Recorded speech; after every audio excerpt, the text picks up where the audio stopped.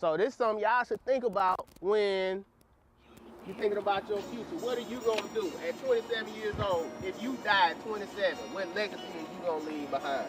A serious but real question for a group of young boys at Wilkerson Middle School. All right, fellas, listen up.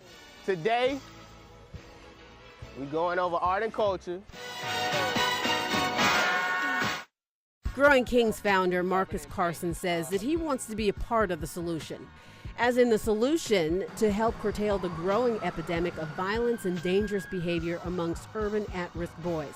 So he devised a 36-week program that offers these young men exposure to people like Jean-Michel Basquiat, a famous painter who died at the age of 27 from a drug overdose. But I don't want any of gang stuff. None of that. Don't draw none of that stuff. Basquiat's name has been tagged in a number of different tracks by hip-hop artists like Jay-Z, Kanye West, Nas, and Rick Ross. Paintings on the wall, Basquiat is a favorite. Kids want to feel like it's somebody that they can relate to. Not only that someone that they can relate to, but someone doing something positive, because they see negative all the time. I painted a little portrait of what I was going to be when I grow up. I was going to be an entrepreneur.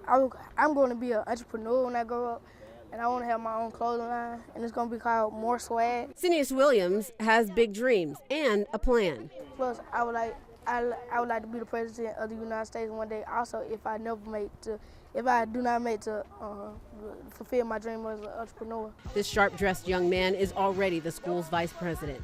He saw that if he positions himself for greatness, there's no limit to what he could do.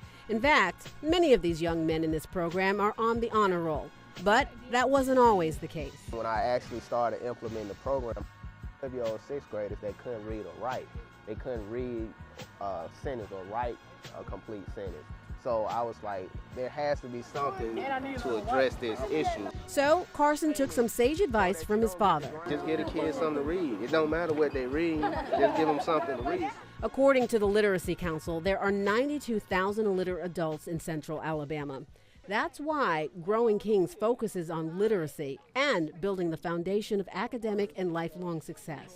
Some of our guys, they've been exposed to so many negative things by the time they're in 6th, 7th, and 8th grade that many of the decisions that they're making about their lives are taking them down the wrong path. So these students read. They read articles from magazines that capture their interests, like Sports Illustrated for kids and National Geographic for kids. Like I had a guy yesterday, it's like, can I read another paragraph? He didn't do good. But instead of being embarrassed, like I know I need to read out loud now. This is my first time doing this out loud and being in a one-on-one environment like this. I tell them all the time, we grew up in the same type of environments, and my father, fortunately, was in my life. And I know that if I was able to do what I did, making straight A's, they can increase their academic performance by 60%. In this program, expectations are high. Students must show a significant progression academically, behaviorally, mentally, and socially. They accomplish that with the help of mentors, successful men who take the time to listen and share a similar background to the students. I lost my mom when I was young, stayed with my grandparents, so I really feel them and understand where they're coming from. Growing Kings offers students a tangible blueprint to life as a man of character and integrity.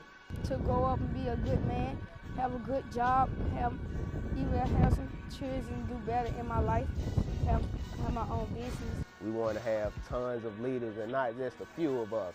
I mean, there's so many men in the country that can have an impact on the young men. We just want to be the catalyst for it.